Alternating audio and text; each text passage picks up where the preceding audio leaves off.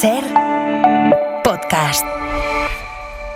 Estás escuchando el Abierto de Hoy por Hoy. Cada día analizamos las noticias más relevantes de la actualidad, las claves políticas, económicas y sociales, con las voces de los protagonistas y los distintos puntos de vista de nuestros tertulianos.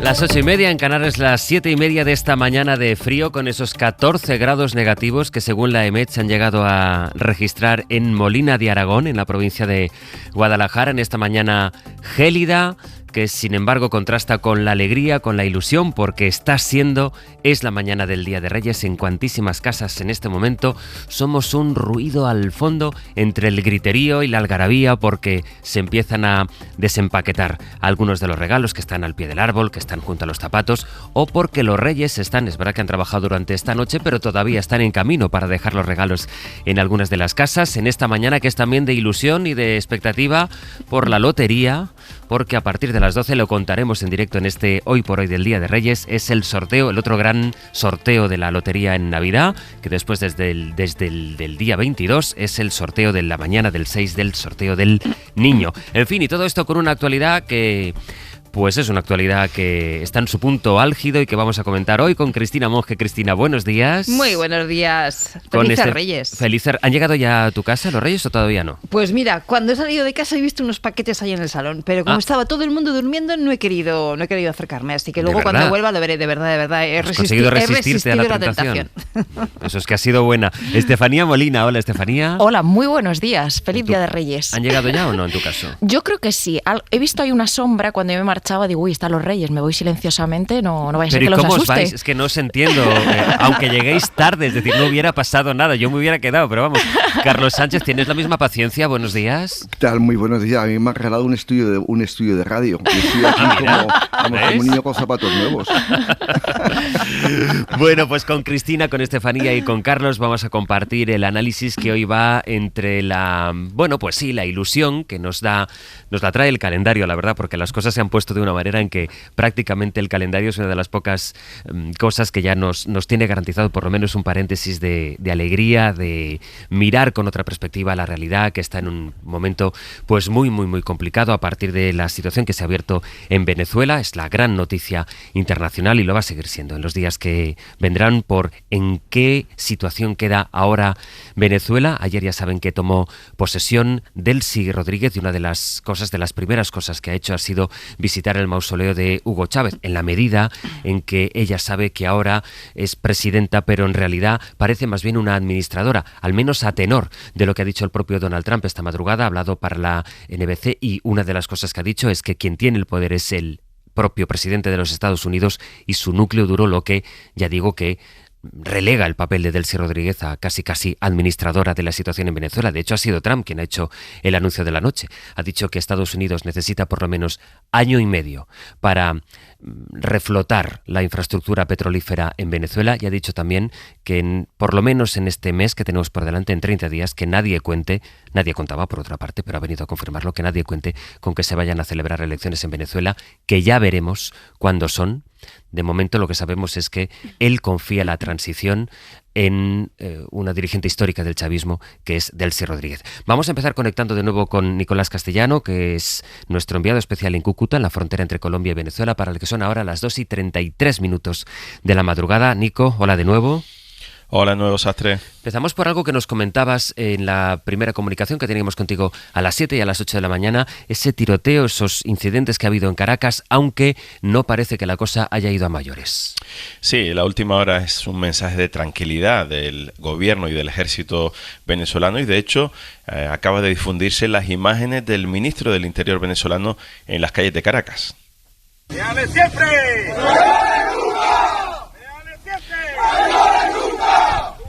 Leales siempre, traidores nunca, al grito con parte de los grupos de élite de la policía y del ejército que están desplegados en las calles de Caracas. Después, como dice, de ese tiroteo, más que un tiroteo, esas trazadoras, esas metralletas que intentaban interceptar, al parecer, algunos drones.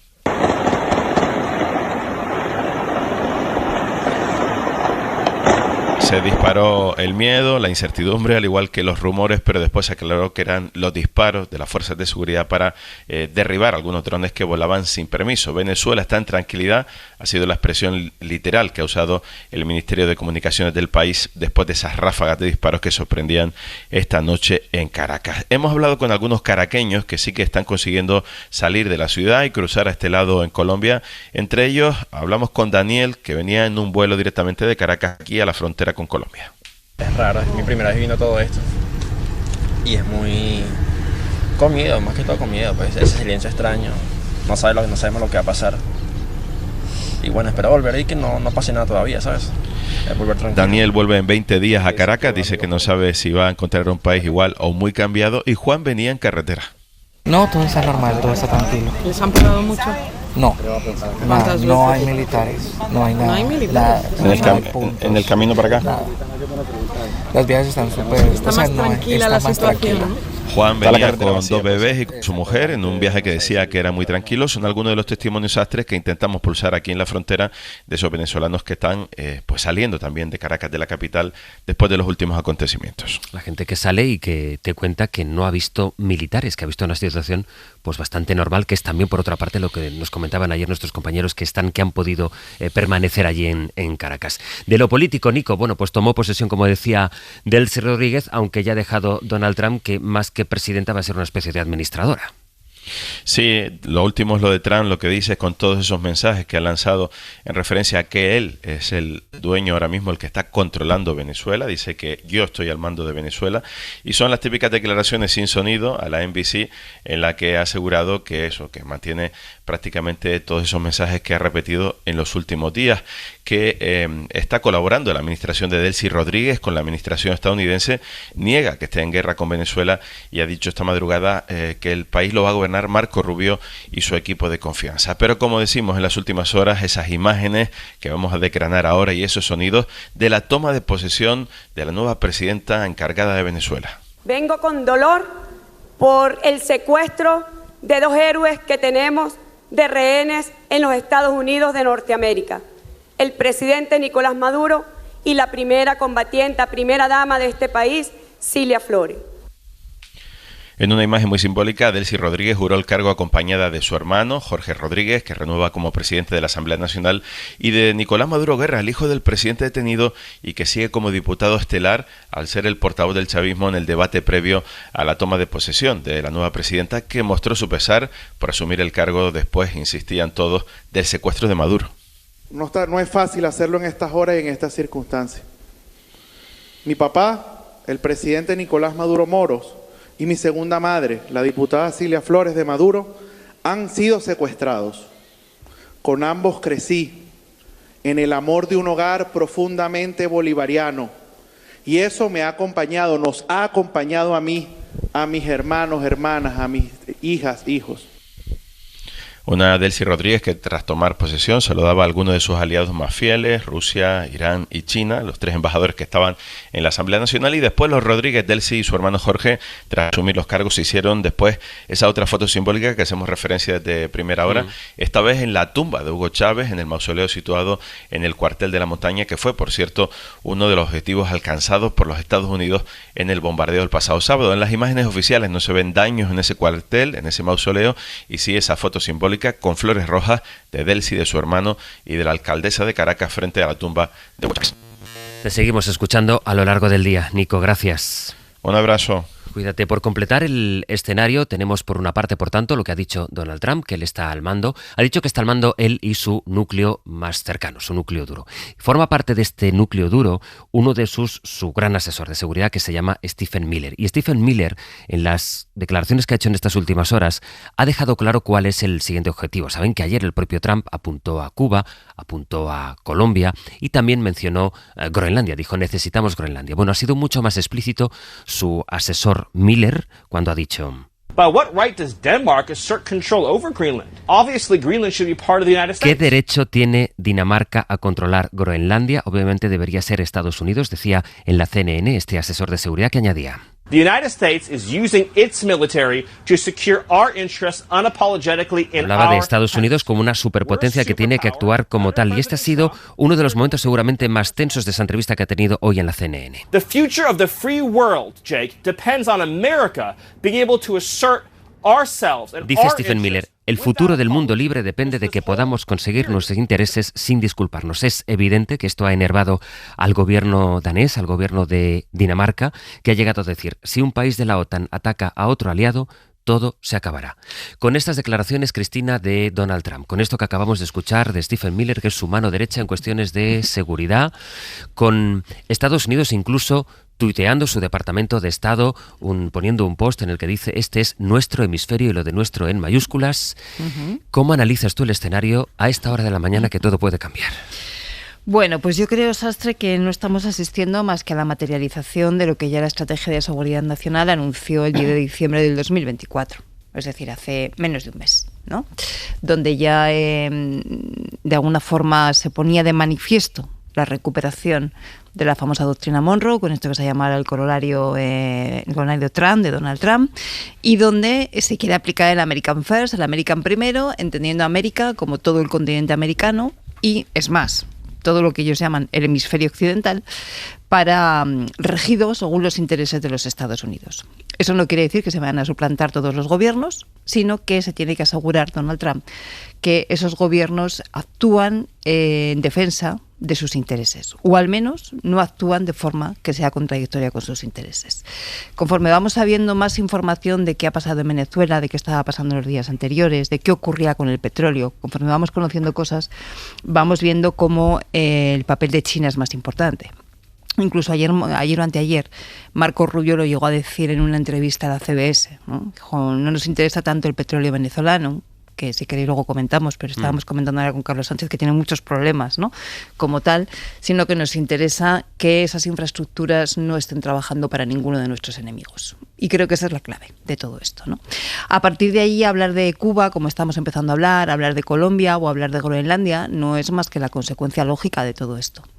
Pero quizá en Europa, todavía tan bien pensados y todavía soñando, ¿no?, con que ese orden internacional, que jamás llegó a cumplirse al 100%, ¿no? Siempre fue muy contradictorio y tuvo muchas idas y venidas, pero pensando que ese orden internacional seguía vigente, quizá leímos esa estrategia de seguridad nacional y pensamos que era un brindis al sol, ¿no? Un acto de propaganda de Donald Trump. Bueno, pues no es ningún acto de propaganda, es como es normal y como tiene que ser una estrategia de seguridad nacional con todo un ideario detrás. Hoy hay un artículo en El País de Eva Borreguero, profesora de la Complutense, especialista sobre todo en temas de Asia, que lo describe muy bien, ¿no? Y que analiza cómo en esa estrategia de seguridad nacional todo esto no solamente estaba ya explicitado, sino que se ve el papel que Estados Unidos, que Donald Trump, la administración Trump, le da a China de una forma muy clara, ¿no?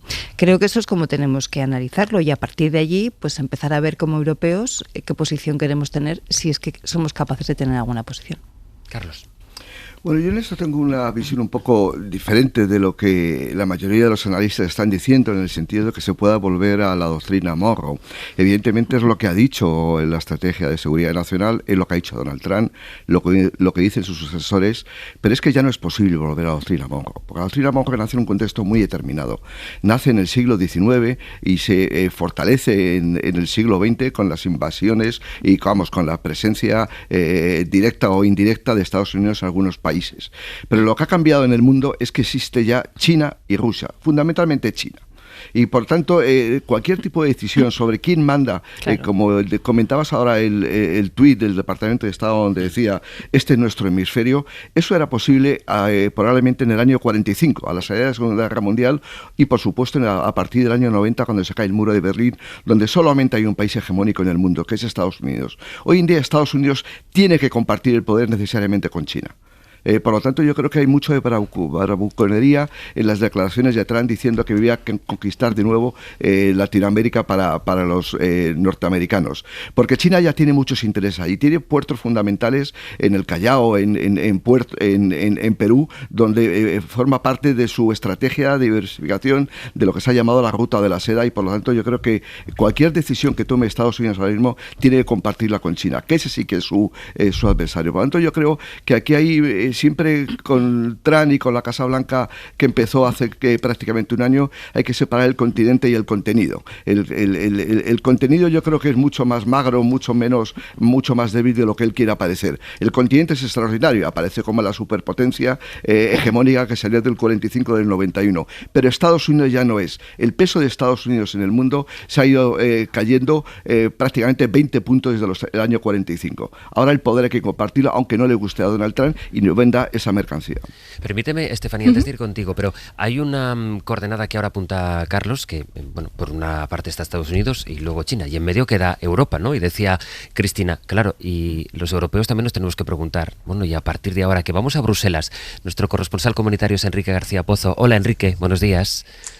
¿Qué tal? Buenos días. Ayer tuvimos aquí en el programa Álvarez, el ministro, que nos reconoció que a él le hubiera gustado un comunicado mucho más contundente de, la condena que no se explicitaba en el primer comunicado de Europa a esta operación de Estados Unidos que, a juicio del gobierno de España y de tantísimos analistas, pues socava el principio de soberanía de Venezuela. Ayer vimos que progresaba de alguna manera esta posición de Europa en una rueda de prensa en la que habla más Europa, intenta, pues como ha ocurrido en Ucrania, no quedar desdibujada del todo. Cree que tienen que participar en la transición los líderes de la oposición, Edmundo González Urrutia y María Corina Machado, y también es interesante saber, Enrique, cuál es la posición de Europa no solo en torno a Venezuela, sino lo que empieza a ser ya una amenaza cada vez más consistente, que es esta decisión de Estados Unidos de ir ahora por Groenlandia. La Unión Europea está manteniendo una posición, podemos decir, de mera espectadora, una posición tan cauta que no va más allá de pedir que se respeten las reglas del derecho internacional y que en una transición en el país, en Venezuela, participen María Corina Machado y Edmundo González. Pero en Bruselas se resisten a una condena rotunda a la operación de Estados Unidos. 3 días después no aclaran si los ataques en Venezuela o la captura de Maduro son un ejemplo de esa violación del derecho internacional y de la Carta de Naciones Unidas, de la que están hablando desde el sábado, pero de forma muy genérica, porque utilizan fórmulas como que lo importante no es definir lo que ha pasado, sino las consecuencias. Y esas consecuencias, dicen, ofrecen un contexto de oportunidad para una transición en el país. Decía ayer la portavoz del Ejecutivo Comunitario en una postura tan tímida que deja en evidencia que Bruselas está midiendo cada palabra para no enfadar a Donald Trump, que, como decías, ahora también está insistiendo sobre Groenlandia. En Bruselas, en público, aseguran que lo ocurrido en Venezuela no aumenta la amenaza sobre el territorio danés. En público evitan transmitir nerviosismo o una preocupación que sí reconocen fuentes comunitarias en privado. De hecho, contrasta mucho la firmeza que hemos escuchado desde los países nórdicos o de la primera ministra danesa, Mette Frederiksen, con la que escuchábamos ayer por parte de la portavoz del Ejecutivo Comunitario.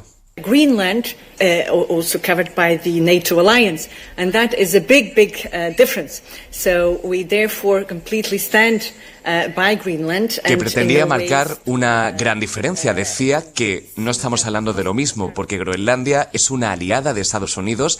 Groenlandia está cubierta por las garantías de los aliados de la Alianza Atlántica y eso, decía, es una gran diferencia, lo que hace que la situación, asegura, no sea comparable entre lo ocurrido en Venezuela y lo que pueda pasar en Groenlandia. Enrique, muchas gracias. A vosotros. Estefanía, me parecía interesante introducir esta coordenada para completar el dibujo completo del mapa. Sí, por supuesto. Y yo, de hecho, también quería abundar en la cuestión de la Unión Europea.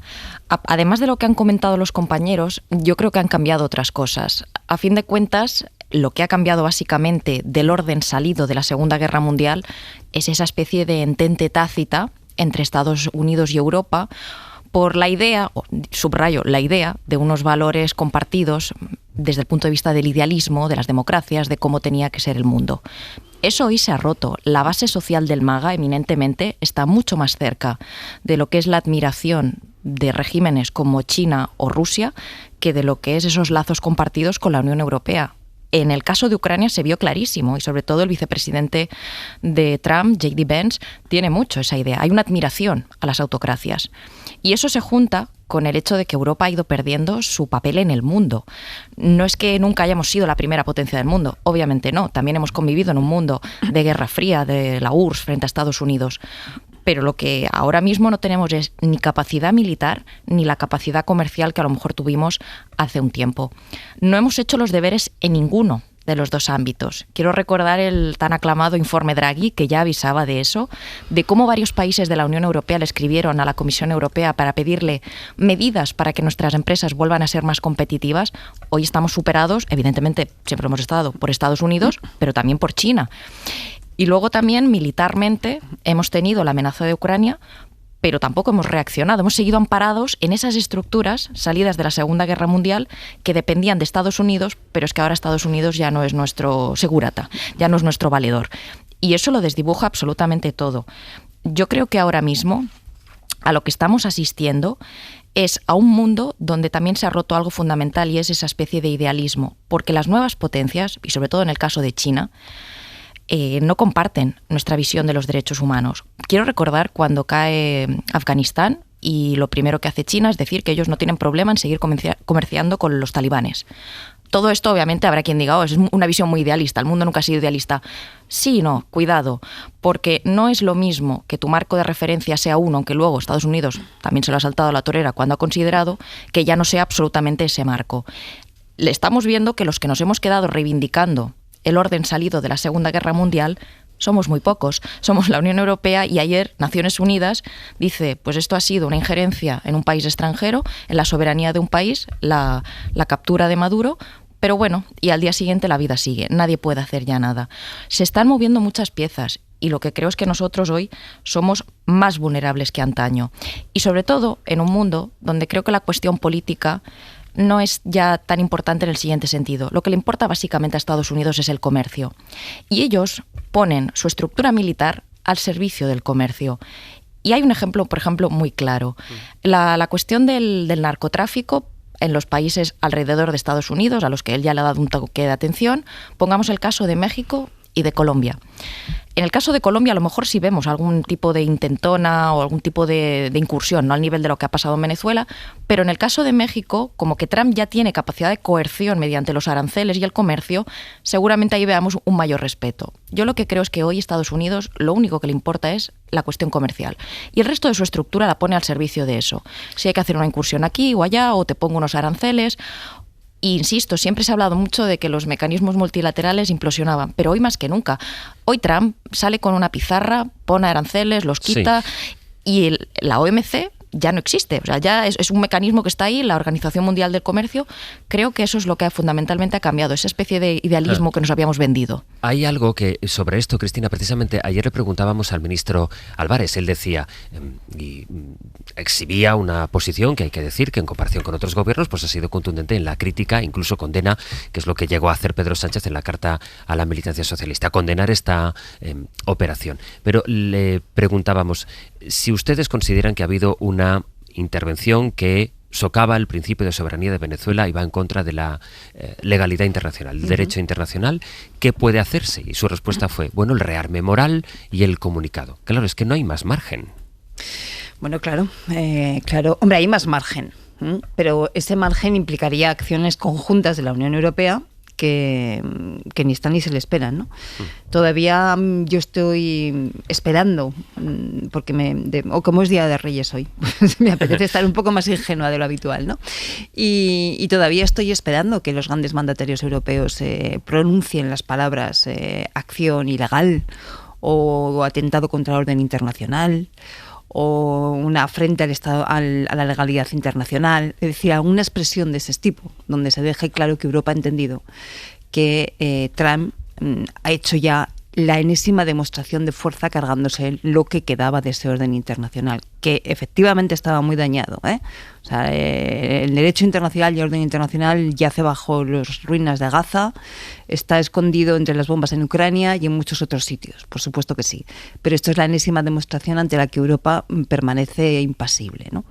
Cuando ese multilateralismo salta por los aires, pues efectivamente la jungla, ¿no? Y en la jungla, ¿quién es el rey? Pues el león, sin más, ¿no?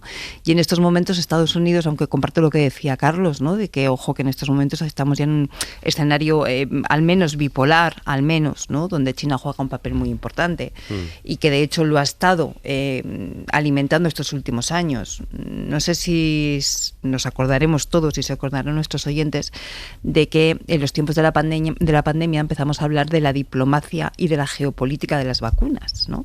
donde veíamos a China o vendiendo muy baratas o regalando, junto a Rusia, por cierto, un número muy importante de vacunas tanto en África como en América Latina. Cualquiera que se dé un paseo por esos países, tanto en América Latina como en África, podrá ver que buena parte de las infraestructuras la está construyendo China, que buena parte de los campos de cultivo, por cierto, la gran mayoría transgénicos, u otro tipo de intereses estratégicos tienen que ver con empresas o tienen que ver con intereses chinos, ¿no?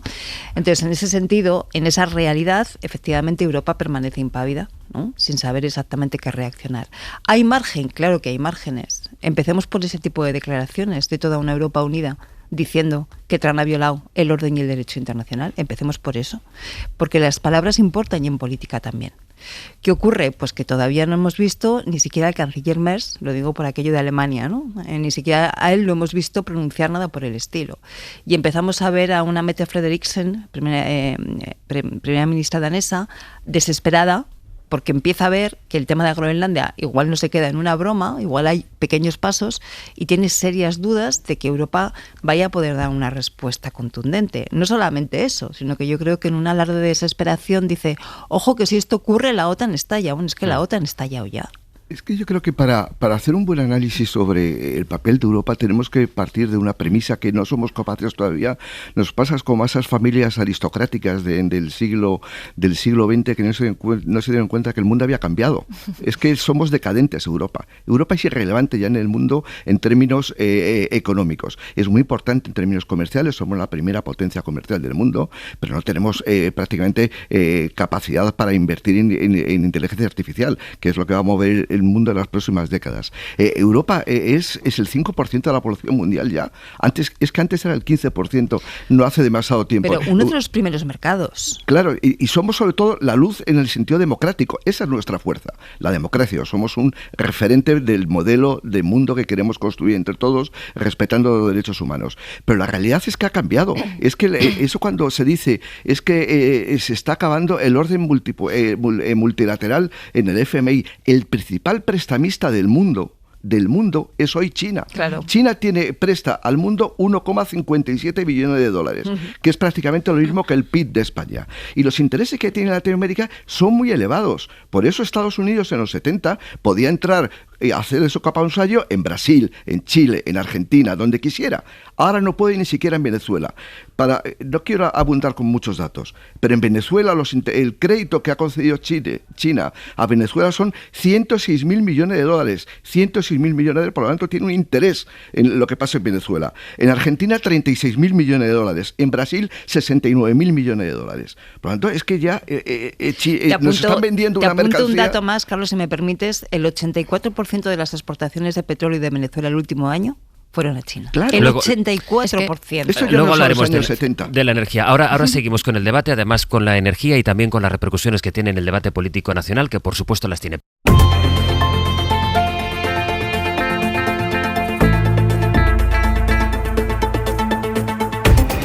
Esta mañana de Reyes la compartimos en la radio con Estefanía Molina, con Carlos Sánchez y con Cristina Monge, hablando no solo, que también y por supuesto, de la situación en Venezuela, sino de las implicaciones que tiene en el escenario europeo, en el escenario global y también en el escenario nacional. Les decía, hoy hay una cumbre de la llamada Coalición de Voluntarios para hablar, líderes de toda Europa, que se van a reunir en París para hablar de la situación en Ucrania, aunque es evidente, bueno, esto que acaba de pasar en Venezuela tiene una lectura que Zelensky hizo al momento. Zelensky dijo, bueno, pues si Donald Trump dice que quiere acabar con los dictadores, ahí tiene a Vladimir Putin, pero también tiene la perspectiva que se puede interpretar en Moscú que esto da cobijo a quienes atentan contra el principio de soberanía de otros países, que es lo que es en el fondo la invasión de Rusia o la invasión de Ucrania por parte de Rusia. Bueno, en todo caso, de esto se va a hablar esta mañana en París, en una cumbre de líderes en la que va a estar también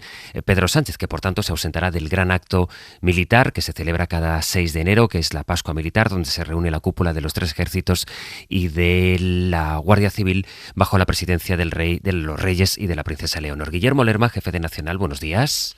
¿Qué tal? Buenos días, Astre. Este es un acto en el que, por tanto, va a participar, una reunión en la que va a participar Pedro Sánchez, que de alguna manera, Guille, va a llevar allí lo que nos dijo ayer Álvarez aquí, que España quiere abanderar la oposición internacional a esta intervención de Donald Trump en Venezuela, y además lo presenta como una especie de argumento de la necesidad, por precaria que sea su estabilidad parlamentaria, la necesidad de un gobierno de coalición de izquierdas en España.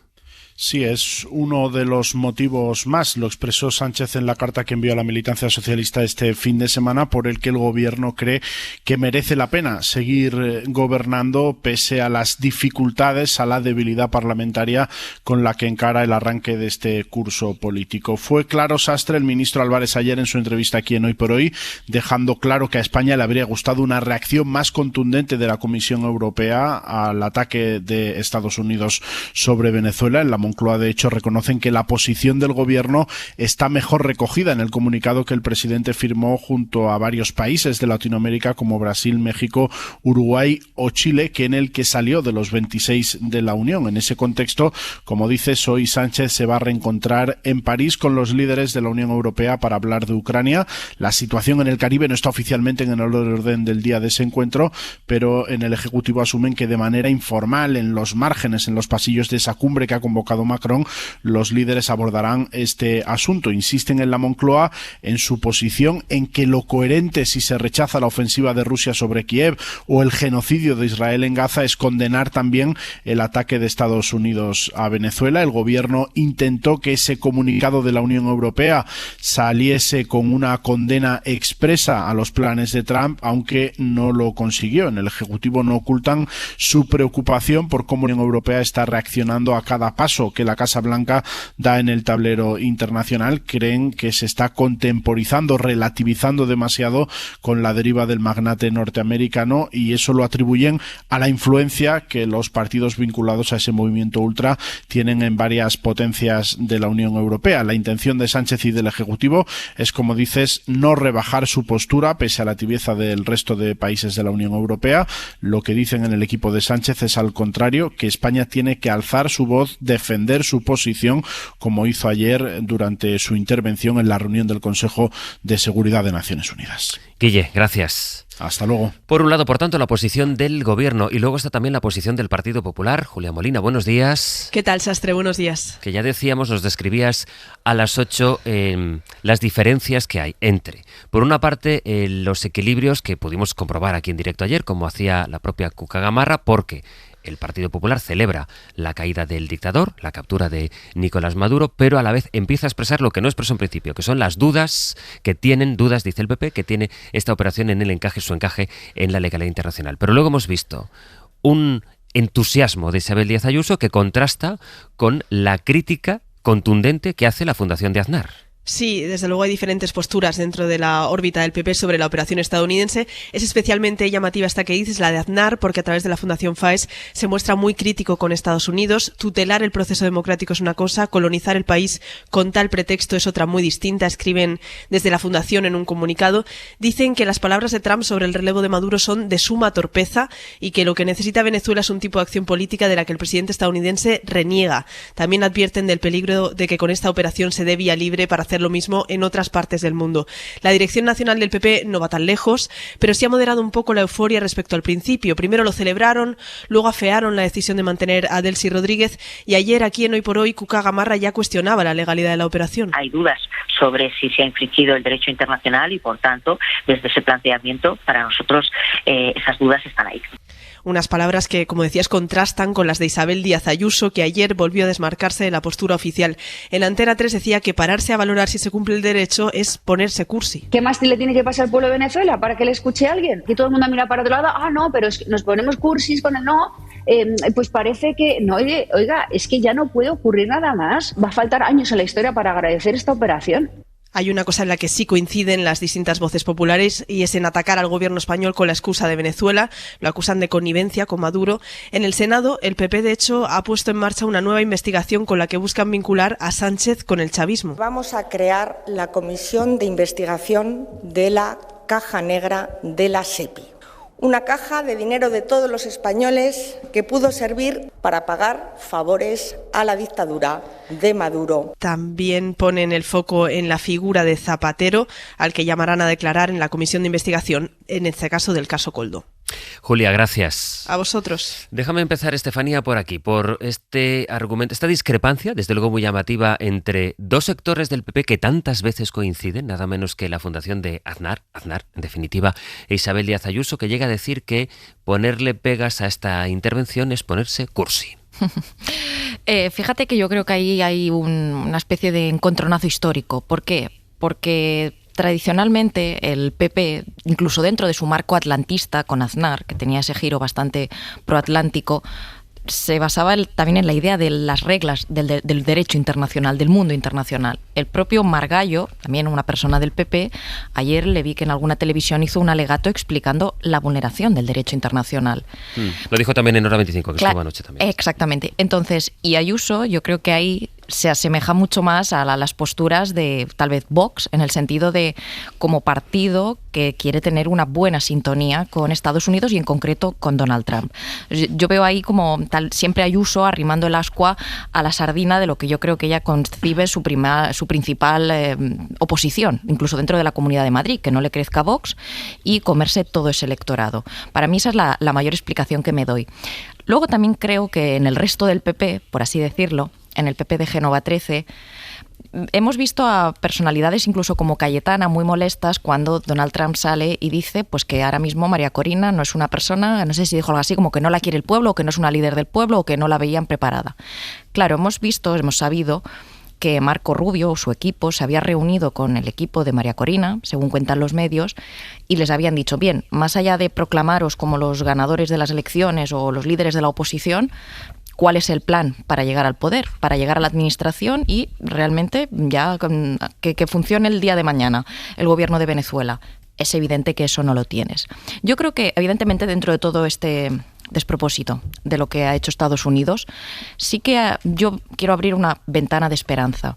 A mí me da la impresión que lo que ha hecho Trump con este gesto, el hecho de llevarse a Maduro, es dar tal vez incentivos al régimen para, a lo mejor, que se produzca esa transición. Es evidente que Estados Unidos tiene intereses económicos, como por cierto, lo estábamos diciendo antes, también los tenía China, porque las infraestructuras petrolíferas chinas, muchas de ellas están preparadas precisamente para el petróleo venezolano, que dicen que es muy pesado y tiene mucho azufre. Entonces, ya vemos que China se estaba beneficiando del régimen que había. Ahora quiere beneficiarse Estados Unidos. Pero yo creo que ahí se ha abierto una puerta de esperanza. Y a lo mejor es un símil muy cogido con pinzas, pero yo veo un paralelismo. En la transición española hubo un momento en que el régimen en España consideró que tarde o temprano iba a caer y que le salía más a cuenta, a lo mejor, un proceso de impunidad o de amnistía, que creo que ya hay algunas voces en Venezuela que lo están diciendo, que el régimen perciba la idea de, a lo mejor no sale más a cuenta una especie de transición desde el régimen y que a cambio haya quien obtenga una amnistía, una impunidad. Y yo creo que eso sería el escenario tal vez ideal, insisto, dentro de todo este despropósito que ha ocurrido. Es lo único que yo veo ahora mismo que ha cambiado. Hasta ahora el régimen no tenía absolutamente ningún incentivo para dejar el poder. Lo vimos en las últimas elecciones. Ese es como lo más, yo creo, lo único esperanzador de todo lo que ha pasado. Y obviamente las cosas no son tan fáciles como quito a Maduro y pongo a otra persona. Un régimen, y en España lo hemos sabido, y seguimos hablando a día de hoy de ello, tiene pseudópodos, tiene muchas patitas, tiene toda una administración que ahora mismo se hubiese revuelto. Si tú llegas allí y le pones a Edmundo González, es evidente que hubiese habido estamentos que se hubiesen revuelto. Con este paralelismo que hacía Estefanía de la situación de la transición en España, déjame ir resituando, Carlos, el debate hacia la posición del gobierno y especialmente este debate que ha surgido dentro del PP. Carlos. Sí, perdona que hago una conexión. Bueno, yo creo que como una cuestión casi de orden diría que me parece un poco patético que el sistema político español intente sacar réditos electorales en los partidos políticos, lo que ocurre en Venezuela. El bien a proteger ahora mismo son los venezolanos, que están sufriendo muchísimo. Muchos millones están fuera de su país, hay situaciones de falta de alimentos, de bienes materiales, hay represión política, hay mucha gente en la cárcel y estamos aquí con nuestros intereses intereses, yo diría casi, y no quiero exagerar, bastardo sabe quién saca rentabilidad política a lo que pasa en Venezuela. Nos preocupa solo Venezuela, entre otras cosas, porque España tiene una cierta ascendencia por lo que ha pasado en Latinoamérica, por razones obviamente históricas, pero porque además tenemos a decenas de miles de compatriotas que están allí viviendo en Venezuela. Por lo tanto, a mí me parece el trasladar los problemas de Venezuela a la política interna me parece de verdad muy patético y dice muy poco en favor de nuestro sistema político.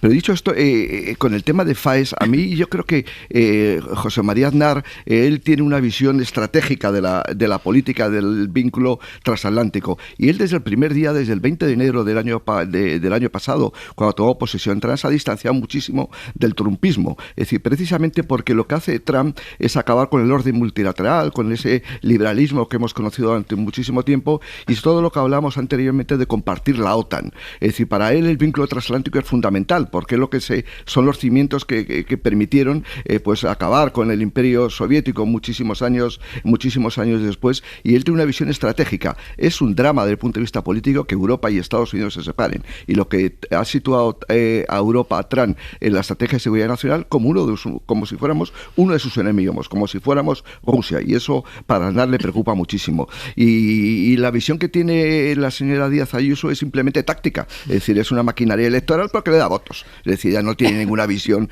porque no sabe ni lo que es la alianza estratégica, el vínculo transatlántico. Por lo tanto, yo creo que vamos a estar con este debate en el PP, digamos, más con capacidad, como decía antes Estefanía, con Margallo, que tiene una visión más de fondo, más profunda sobre la situación geopolítica mundial, y alguien que simplemente pues no da más de sí, simplemente va a ganar votos y punto.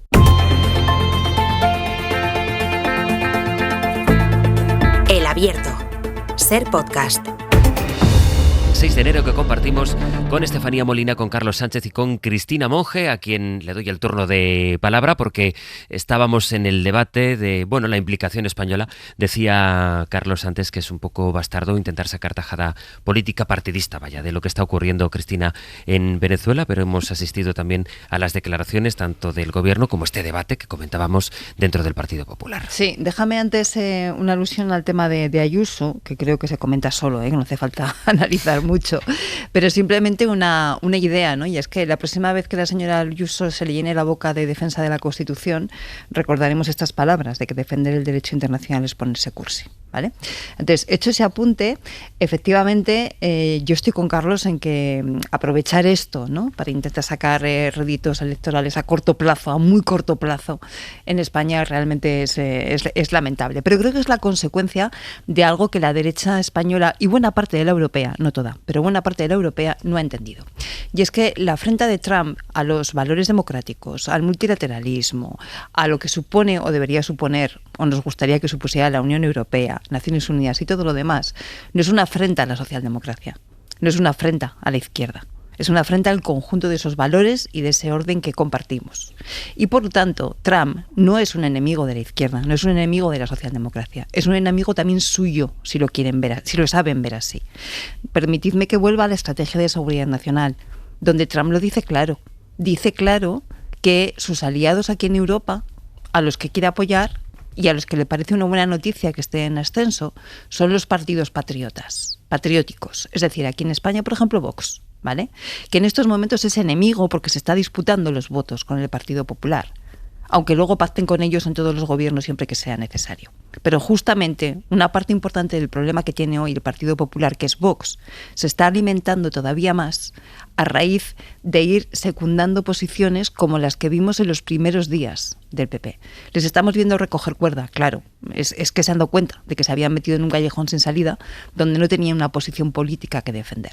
Entonces es curioso que sea Faes y que sea el señor Aznar, que tiene poco sospechoso de centrista, ¿no?, ni de hacer guiños a la socialdemocracia y nada que se le parezca, que sea él el que haya sabido leer esa posición, como por cierto lo supo leer Marine Le Pen en Francia, que fue la primera líder de ese ámbito político que salió de la extrema derecha, que salió diciendo que esto era un atentado contra el orden internacional, que había que defender la soberanía y que Europa tenía que pronunciarse en contra. Entonces, ¿qué paradojas estamos viviendo? ¿Qué situaciones más contradictorias estamos viviendo?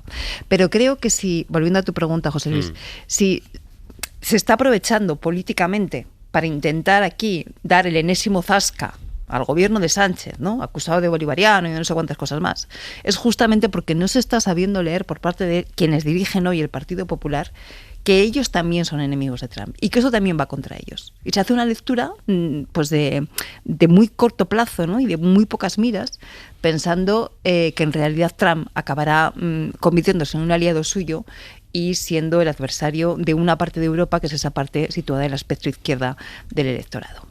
Pero fíjate cómo Estefanía ya llega a ser la coordenada política que describe cada escenario, la afinidad o la distancia con Donald Trump. Y así se explica la política país por país. Sí, a ver, efectivamente. Y es muy interesante lo que decía Cristina sobre Marine Le Pen. A fin de cuentas, Marine Le Pen y otras fuerzas de ultraderecha en Europa tienen esta idea de la soberanía de los estados y actúan en consecuencia. Trump de algún modo también, pero solo de la suya. Del resto de la soberanía del mundo le da exactamente igual. Yo sí veo que la derecha sobre cuestiones internacionales no tiene un discurso elaborado, en absoluto. Les ha pillado, yo lo decía antes, con el pie cambiado, que Trump no quite a Maduro para poner a María Corina, que era la clave de lectura interna que ellos le dan al asunto. No ven esa complejidad de que un régimen tiene estructura y se legitima en sí mismo, y si tú pones ahí a un líder que no controla la administración, eso está condenado al fracaso. Pero no tienen una elaboración más allá de eso. Y ahora se han quedado, y Vox también ha ido ahí virando de discurso en una tierra de nadie, que no saben exactamente. Y esto es fruto, lo que a fin de cuentas, lo que le está haciendo el discurso populista a la propia derecha o al centro derecha, es lo mismo que le ha hecho Trump a su partido. Es decir, estoy convencida de que hoy hay gente del Partido Republicano, del GOP tradicional, que ve con espanto lo que está pasando. Claro, esto ya es una vuelta de tuerca más. Esto ya es ir un paso más allá. Estamos viendo esa ruptura del institucionalismo o del respeto a las instituciones. Yo creo que el caso de Faes versus Ayuso es clarísimo. ¿Cómo? Tú puedes ser una persona de derechas, pero creer en la legalidad internacional, o creer en la Constitución, o creer en un mundo basado en normas. Lo otro es la derivada populista, son los votos, y también yo creo que Ayuso ahí hace un guiño a lo que es evidente que hay en la Comunidad de Madrid, muchas personas exiliadas como consecuencia del régimen. Entonces, ahí no hay ninguna elaboración teórica, es pues superar este día, decir un discurso que le guste a la gente sentir sin más reflexión, pero no hay un plan para el día después.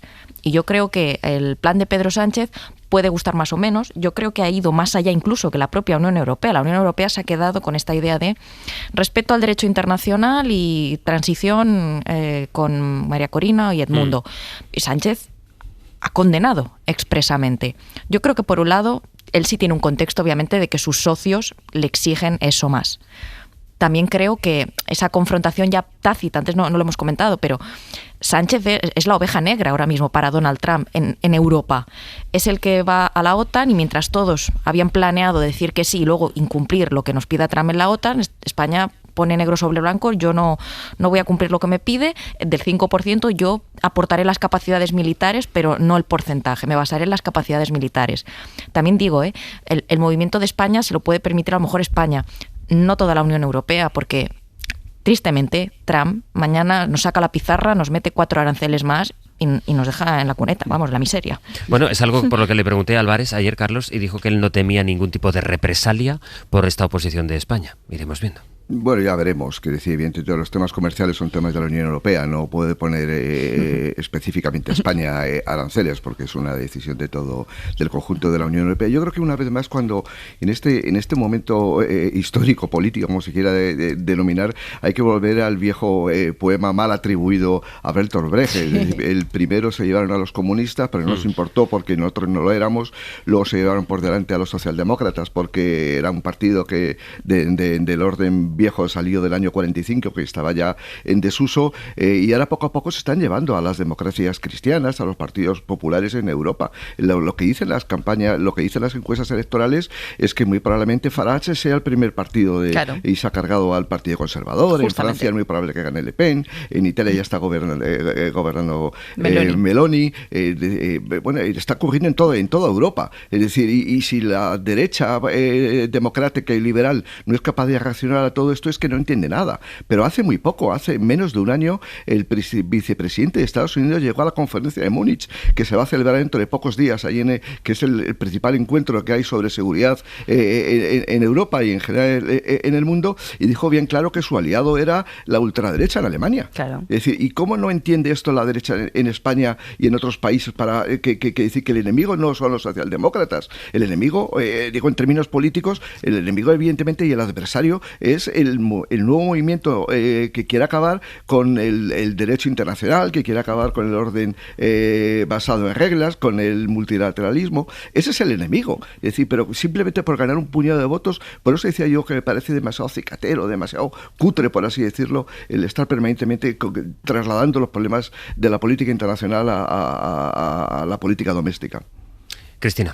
Sí, totalmente de acuerdo, ¿no? Y por irnos al otro lado también del ámbito político, ¿no?, español, yo tengo que decir que tampoco entendí muy bien la carta de Pedro Sánchez el otro día, ¿no? Una carta que creo que estaba preparada previamente para que iniciar el año, ¿no?, después de las vacaciones de Navidad, pues llamando al ánimo de esos militantes, y que me dio la sensación de que se había incorporado un párrafo sobre Venezuela ahí en el último minuto, ¿no?, para intentar un poco adecuarla a la realidad, pero tampoco entendí ese mensaje, ¿no?, que se quería dar. Yo creo que el debate sobre si el gobierno de coalición merece la pena o no es un debate aparte de esto. Creo, y aquí alguna vez lo hemos comentado ya, ¿no?, que la pregunta no es si merece la pena o no, que claro que para ellos tiene que merecer la pena y para cualquier votante progresista también, sino si es posible o no es posible, y eso es lo que tienen que de alguna forma que dar respuesta. Y otra cosa es la posición de España en este asunto, que yo creo que está jugando bien los papeles el gobierno español. Por un lado, al principio, de forma cauta, como corresponde en este tipo de situaciones. Yo creo que las primeras horas, sobre todo, suelen ser muy confusas, ¿no? Bueno, de hecho, todavía estamos con muchos datos sin comentar, sin conocer, y por lo tanto nos cuesta también comentar novedades porque no se conoce mucho. Creo que España ya ha abierto dos vías que son importantes. Por un lado, la vía europea, que está obligada.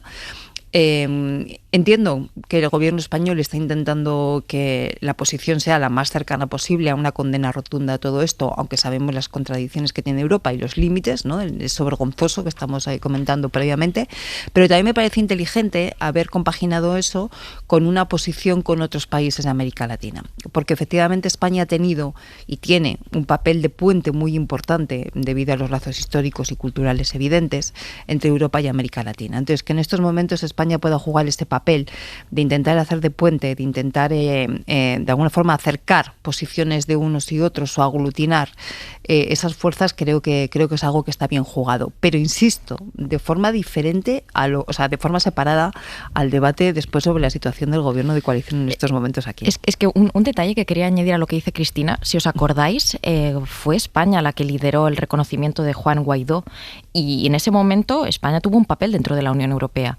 Ahora es curioso que la Unión Europea también la ha pillado con el pie cambiado. O sea, parece que la legalidad ya está a punto. No hay un pronunciamiento más contundente cuando precisamente, y lo mismo ocurrió con el caso de Ucrania, ¿no? Nos quedamos, obviamente hemos hecho mucho, ¿no?, por Ucrania, pero a veces también se le ha reclamado a la Unión Europea un posicionamiento mucho más político.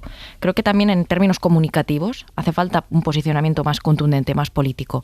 Y lo que le está haciendo Ayuso a Faes, por así decirlo, no es muy distinto. Y ahora me acordaba, estos días en Cataluña también están las dos derechas. Junts sacó un comunicado hablando del derecho internacional y acto seguido Alianza Catalana sacó un comunicado pues en la línea de Ayuso. Claro. Poco menos que gracias Trump. Es muy curioso, claro, es un discurso mucho más agradable de consumir. También porque el orden que conocíamos, estábamos hablando antes de cómo se está desmoronando este mundo salido de la Segunda Guerra Mundial, el centroderecha y la derecha democristiana también tenía un papel en ese orden. Era un pacto tácito entre socialdemócratas y demócratas cristianos. Explícito, era un pacto explícito. Esta nueva derecha que está apareciendo, yo creo que también se apea de esos consensos, de los consensos del estado del bienestar, de los consensos del mundo basado en reglas, y es una musiquilla que vemos que sube y que mucha gente quiere consumir. Por eso que el mapa, voy Carlos, pero el mapa político de cada país ya empieza a definirse más allá de izquierda y derecha y demás en grados de afinidad o distancia con Donald Trump. Recorras el país que recorras. Voy contigo, Carlos, pero antes, mira, precisamente te preguntaré lo que viene ahora porque estamos muy pendientes de la situación en los mercados, en las bolsas. Todo esto, ¿cómo está afectando? Cualquier incertidumbre internacional, saben que la bolsa es el primer termómetro donde se mide, es el termómetro más sensible, donde se mide cualquier posibilidad de riesgo, de temor. Bueno, pues las bolsas están disparadas. Ayer las compañías petroleras fueron una de las compañías que más beneficio registraron. Y a esta hora de la mañana, a las 9:32, Jordi Fábrega, buenos días. Hola, buenos días, Astre, ¿qué tal? Llevamos 32 minutos de cotización y la bolsa española en este caso, no sé cómo será la tónica en los mercados europeos, pero vuelve a alcanzar otro récord.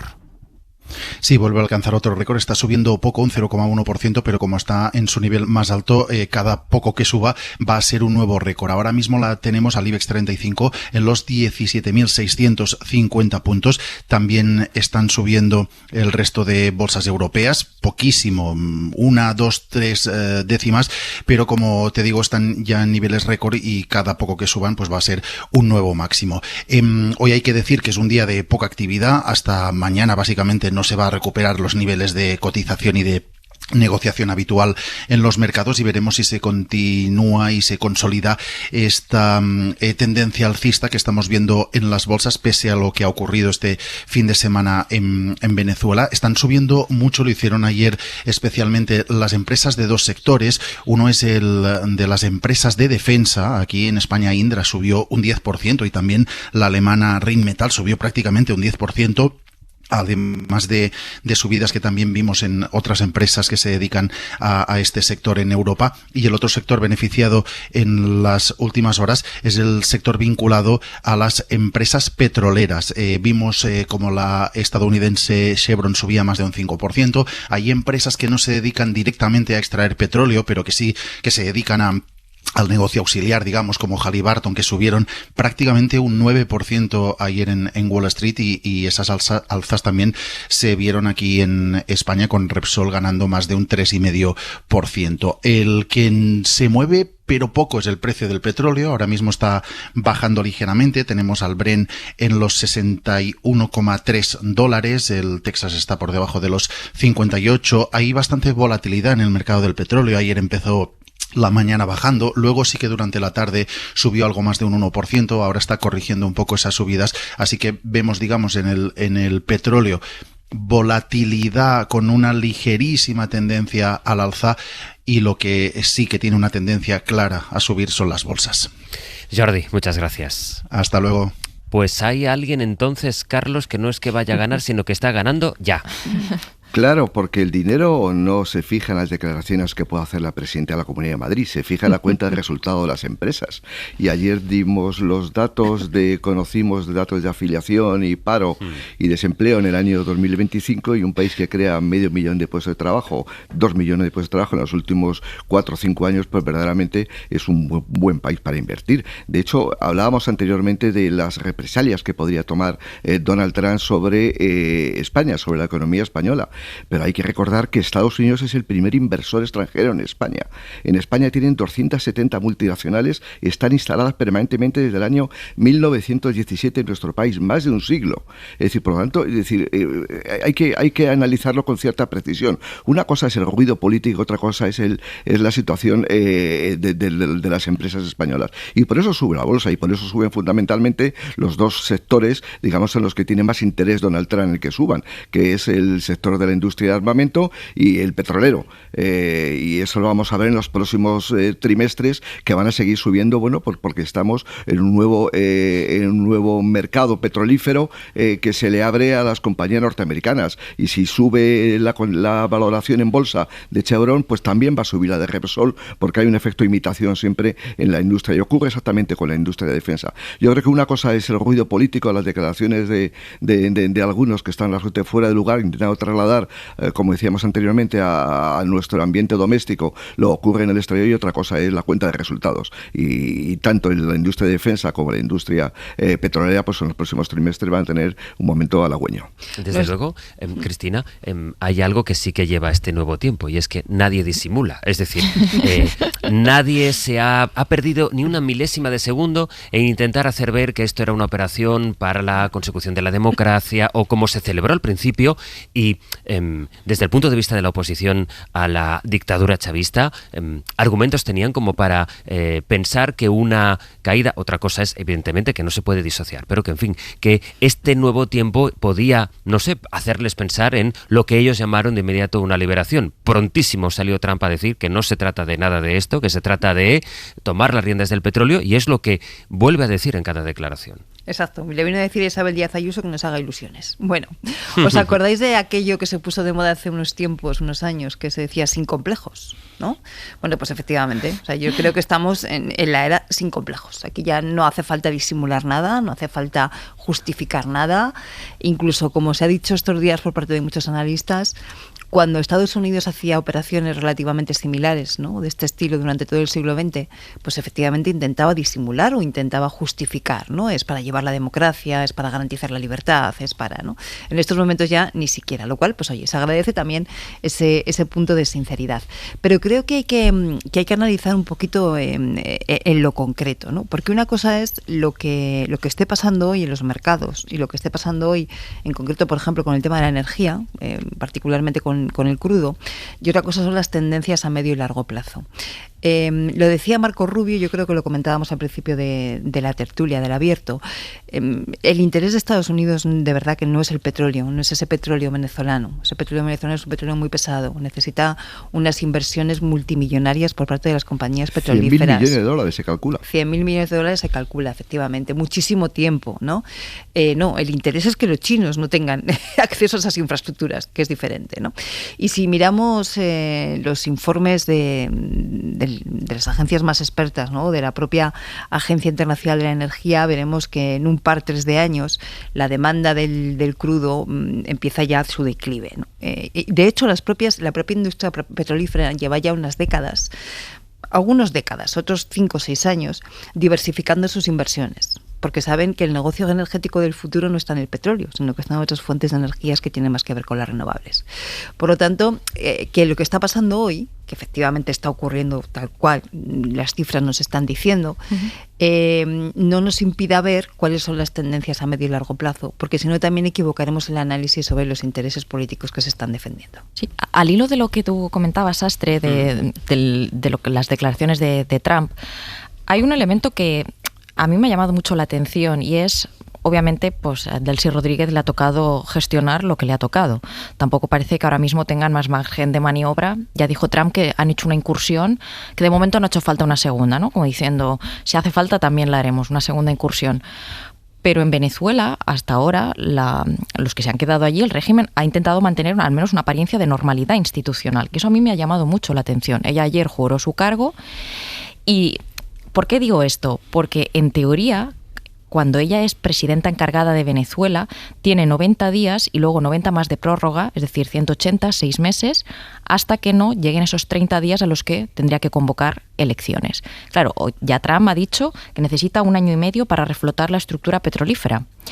Yo no sé cómo va a casar, es decir, esa apariencia de normalidad legal que se ha querido dar dentro de Venezuela con el hecho de que Trump directamente a lo mejor ha alejado esa posibilidad de que las elecciones vayan a ser cuando se acabe ese periodo de tiempo.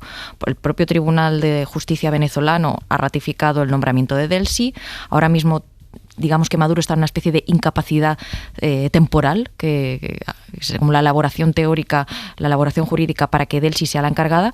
Yo no sé cómo esa voluntad de que el régimen quiere decir, bueno, estamos administrando esto, pero bajo nuestra legalidad, cuando Trump ya ha dicho, bueno, yo necesito 1 año y medio para gestionar esto.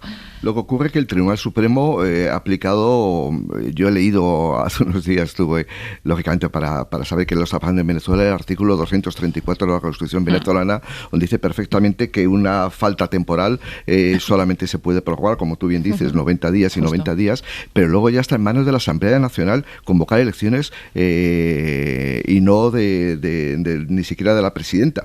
Es de la Asamblea Nacional la que está, y no me parece que tenga muchos incentivos la Asamblea Nacional para convocar elecciones ni en 180 días, ni probablemente hasta el año 28 que correspondería tomar elecciones. Ni siquiera el propio Trump, si quiere convocar elecciones, tendría que hacer algún tipo de intervención ya con soldados en tierra. Y eso no es una cosa facilita, por lo que hablamos anteriormente, de que ahora mismo esto ya no es los años 70, donde tú podías provocar golpes de estados en Brasil, en Argentina o en Chile. Es decir, esto ya es más complicado, porque tienes que enviar soldados y no creo que esté muy por la labor en Washington en estos momentos. Bueno, iremos viendo efectivamente, pero ahí están las palabras de Donald Trump, que ha despejado cualquier duda para, en fin, quien pudiera tenerla, que es él quien está al mando, esto poquitas horas después de que Delcy Rodríguez haya jurado su cargo, haya asumido su puesto como nueva presidenta interina del país, y ha dicho que en 30 días nadie espere unas elecciones y que son 18 meses, año y medio, lo que como mínimo necesita el trabajo en la infraestructura petrolera de Estados Unidos. Y todo esto, por cierto, hoy, decía al empezar el calendario, hoy hace 5 años del asalto al Capitolio. Pablo Morán, ¿qué tal? Buenos días. Hola, Sastre. Buenos días. ¿Qué tal? Bueno, pues justo cuando Donald Trump está no solo en boca de todo el mundo, sino que explica, como decíamos ahora, la coordenada nacional de política de cada país, se cumplen 5 años de este aniversario.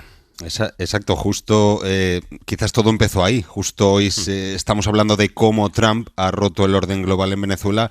Se cumplen esos 5 años de la ruptura del orden en el corazón de Estados Unidos.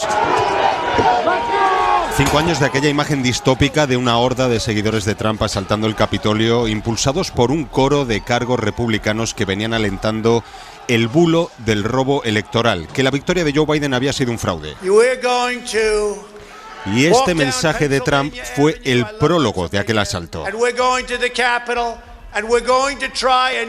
Vamos a ir al Capitolio, vamos a ir a darles el orgullo y la valentía que hace falta para recuperar nuestro país. 5 años después, Trump goza de inmunidad presidencial, los procesos contra él están en vía muerta, es más, su administración está poniendo especial empeño en borrar y reinterpretar aquellos hechos. De entrada, Trump concedió el indulto a 1.600 condenados por aquel asalto. Se refirió a ellos como rehenes de la administración Biden. En esa lista está, por ejemplo, Sastre, Enrique Tarrio, ex líder de los Proud Boys, que hoy mismo estarán en una marcha que han organizado en Washington por este aniversario. The victorious January 6 defendants are planning to take a victory march. No obstante, para ellos el indulto no es suficiente. Reclaman compensaciones económicas y algo que resulta imposible, claro, las pruebas de una conspiración, la supuesta implicación de Biden, del FBI y compañía en un complot para tender una emboscada a esos fanáticos que asaltaron el Capitolio para evitar el supuesto fraude electoral. La falta de respuestas está generando nuevas teorías de la conspiración y está restando apoyos a Trump en sus bases, como lo hace, por ejemplo, el caso Epstein. El problema es que la herida por el asalto sigue abierta, sigue muy abierta en Estados Unidos. Los demócratas han organizado este martes un acto para dar protagonismo a las verdaderas víctimas de ese asalto, entre ellas los agentes heridos por la marabunta violenta. Unos 140 resultaron heridos. Hay un hecho muy elocuente sobre la división que este acontecimiento sigue generando en Estados Unidos y es la desaparición de la placa oficial en honor a esos policías que defendieron el Capitolio. Pablo, gracias. A ti, hasta luego. 5 años, Cristina, de este pasaje con las personas que lo protagonizaron no solo en la calle, sino reivindicando que con el indulto no les alcanza, y con Trump en la posición que estamos comentando desde primera hora. Yo creo que a Trump le pone la Navidad y el principio de año, porque esto fue un 6 de enero y el ataque a Maduro, a Venezuela, bueno, el secuestro de Maduro fue un día 3, ¿no? Entonces, efectivamente, seguro que hay algo de connivencia, de magia en todo esto, ¿no? Pero allí ya se vio muy claro, quien estaba dispuesto a cargarse la democracia en su país, quien estuvo dispuesto a cargarse la democracia en su país y quien además lo ha teorizado, pues no tiene por qué tener mayores remilgos en hacerlo con el orden internacional. Yo la verdad es que a veces pienso que es todo tan evidente que no puede ser cierto. pero es tan evidente que sigue siendo cierto, ¿no? Y me parece muy interesante lo que decía Pablo Morán, ¿no? Cómo en estos momentos esa placa ha desaparecido, esa placa de recordatorio, ¿no? A quienes intentaron de alguna forma mantener el orden democrático, el país ha cambiado. Eso fue probablemente el símbolo, ¿no? La imagen plástica más clara. Nos estamos acordando todos de ese señor disfrazado con un disfraz con unos cuernos, ¿no? Que es la imagen icónica de aquel asalto al Capitolio. Pues fue el inicio palpable de la barbarie reconocida sin complejos, ¿no? Como decíamos antes. Les ofreceremos el sorteo del niño y que se acompaña además de un frío terrible, de temperaturas gélidas. La EMET ha levantado la alerta roja en la comarca de Las Parameras de Molina, en la provincia de Guadalajara, porque nos ha dicho Jordi Carbó esta mañana, nada más empezar el programa a las 7, hemos empezado con este dato, que según el registro de la EMET, en el municipio de Molina de Aragón han amanecido con 14 grados bajo cero. 14 bajo cero. Francisco Javier Montes, buenos días. Hola, buenos días. Es usted el alcalde de Molina de Aragón. Eso dicen, ¿no? Eso dicen. Que es el municipio donde se registran las temperaturas más frías, pero claro, en días como hoy. Y otras veces hemos hablado, alcalde, por el frío, pero claro, 14 bajo cero, tiene que hacer mucho tiempo que no llegaban a esta temperatura. O igual me dice, ¿qué va? Si cada invierno. Bueno, ya hace tiempo que no llegamos a esas temperaturas. La verdad que yo cuando era pequeño, tengo 48 años, las temperaturas estaban oscilando durante muchos días en estas temperaturas. Bueno, es verdad que el cambio climático existe y la verdad que muchas veces no tenemos esas temperaturas que antiguamente. Bueno, bien, estando en casa y estando resguardados, pues es como si estuviéramos en Madrid o estuviéramos en Guadalajara o en cualquier otro lado. O sea que le iba a preguntar, no hay problema. ¿Y qué se hace? Porque claro, la EMET sí que ha activado durante la madrugada, desde las 3 hasta las 9, la alerta roja. ¿Qué cambia en su día a día, en su rutina en este 6 de enero? Pues en ese franja horaria, nada. El que quiera salir a tomar unas copas, que sí que la gente se lo piensa un par de veces. No te creas, la gente sale y no hay ningún problema. Nosotros cuando éramos jóvenes salíamos y hacíamos alguna gracia y bueno, pues, pero bueno, sí, nada, no hay ni nada en particular en esas horas ni ahora mismo. Ahora lo que pasa a la gente, pues, bueno, hoy que nos pilla Reyes, pues es verdad que tendrán que salir a por el roscón y tal, y bueno, la gente mayor pues se lo manda a cualquier otra persona, al vecino, al familiar, para que se lo traigan, porque existen, por mucho trabajo que hayan hecho las brigadas municipales y las de la Junta de Comunidad de Castilla-La Mancha y Diputación, existen placas de hielo, porque se acumula, por ejemplo, pasan por las calles o pasan por las carreteras y a los lados hay placas de hielo porque se acumula la nieve. Entonces, pues bueno, pues la gente va con mucho cuidado, que es lo que tienen que hacer, no salir si es necesario y ya está. ¿La cabalgata de Reyes se pudo celebrar? Sí, perfectamente, sí, con mucho frío, la verdad que la gente, mucho frío, lo hicimos en el Centro Cultural dentro, esperando un poquito a los Reyes, había mucha cola y la gente ahí lo pasó un poco regular, lo abrimos rápido, pero sí que sin ningún tipo de problema. Aquí estamos acostumbrados, salimos con tractores, entonces no hay ningún problema.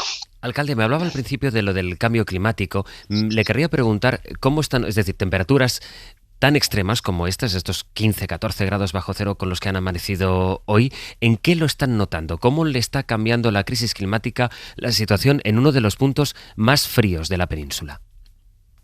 Pues lo que he comentado antes. Estas temperaturas teníamos esa oscilación térmica que podríamos amanecer como hoy, a menos 10, a menos 12, a menos 14 que hemos amanecido, pues luego nos poníamos rápidamente en 10 grados, por ejemplo, ¿sabes? O sea, en 24 grados más, pues esas oscilaciones térmicas se reducen bastante y bueno, la verdad que esas temperaturas tan bajas, si decimos que eran 50 o 60 días que amanecíamos bajo cero, pues ahora son muchas menos, podrían ser 30, 40 o por ahí, ¿vale? ¿Y en verano también se nota el cambio a la inversa? Sí, la verdad que últimamente, la verdad que no hace esas temperaturas. Nosotros por la noche es verdad que bajamos más de lo normal que toda la península o parte de la península, porque aquí no solo es Molina, sino no solo la comarca.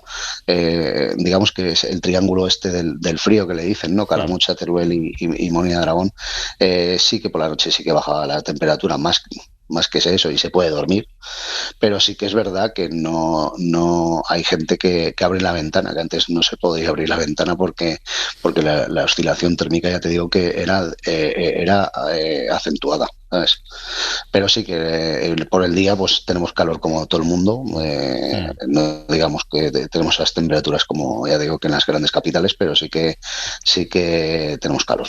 Está el pueblo... y cada año va más. ¿Está el pueblo lleno? ¿Se nota que es Día de Reyes?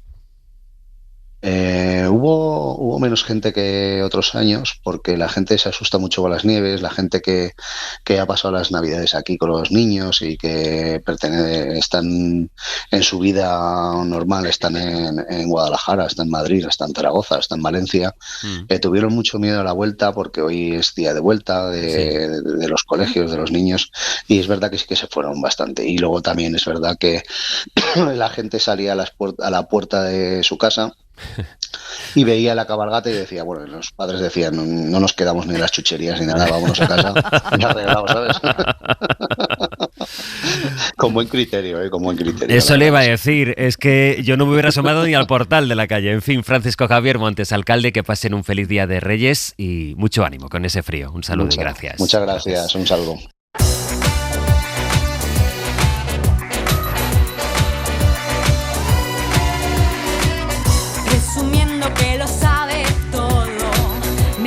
Cosas que no suenan del todo bien. Está tratando de seducirme. Entre la marcha y tanto ruido no le oigo. Eva Cruz, Sergio Castro, buenos días. Buenos días. Pues vamos con este ritmo al adelanto de los contenidos del magazine. Bueno, a ver, hoy la pregunta es ¿qué te han dejado los Reyes? ¿Se han portado bien los Reyes? Y esa es la pregunta que nosotros le hacemos a los oyentes en el 900-100-800. ¿Qué tal se han portado los Reyes? Y nuestro regalo para los oyentes es un ratito de radio en el que ellos van a ser los protagonistas, junto con Nacho Carretero y Aitana Castaño, a los que vamos a someter al gran concurso navideño. ¡Qué bien! Ay, sí, esto es una cosa que vamos a estrenar este año, este Día de Reyes. Nos hace mucha ilusión, como podrán comprobar. Sí. Hoy, concurso navideño, como hacemos en verano, pero solo el Día de Reyes, con Aitana y Nacho de Víctimas. Y además, sus llamadas. Bien. ¿Qué tal se están portando los Reyes? 900-100-800. ¿Ves cómo compensaba venir a trabajar? Bueno, a partir de las 11, meterse en un jardín con Eduardo Barba. Hoy llega un clavel muy especial, es un clavel de aire. Es verdad que ya hay 3 en nuestro jardín, pero este tiene alguna peculiaridad excepcional que nos va a explicar Eduardo Barba. Vale. Yo lo dejo ahí, ¿vale? Después cerramos con los 15 minutos de fama de Martín Bianche, Chenoa, la que están escuchando, reina de Nochevieja, que ha saltado, nos cuentan el reinado de Pedroche en las audiencias. Tendremos un minuto y resultado de la Casa Real, desde el cumpleaños del emérito en estas fechas a la actividad cultural navideña que han tenido Felipe y Leticia en Madrid, o el enamoramiento reciente, nos dicen, de Kiko Rivera, aunque nadie más feliz en realidad en estas fechas que los perros de Brigitte Bardot, únicos herederos universales de la actriz. Maravilla, eso. Bueno, y luego a partir de las 12 he de deciros que estoy un poco nervioso porque sí. Vamos a dar nosotros sí, pero no tanto porque nos pueda tocar o no, pues ya no, o que ocurra algo como en Villablino, que esperemos que no, que esto no vuelva a suceder tampoco en el sorteo del niño, pero tenemos aquí, vamos a dar nosotros, este equipo vuelve a ser el designado para dar otro sorteo. Daremos en la radio el sorteo del niño, y tengo aquí la plantilla y todos los años me pasa que me lío un poco, pero luego es verdad que entre todos llegamos a contarles exacto. Más o menos. Sí. Yo estoy leyéndome el dossier es larguísimo, 40 folios del dossier del niño.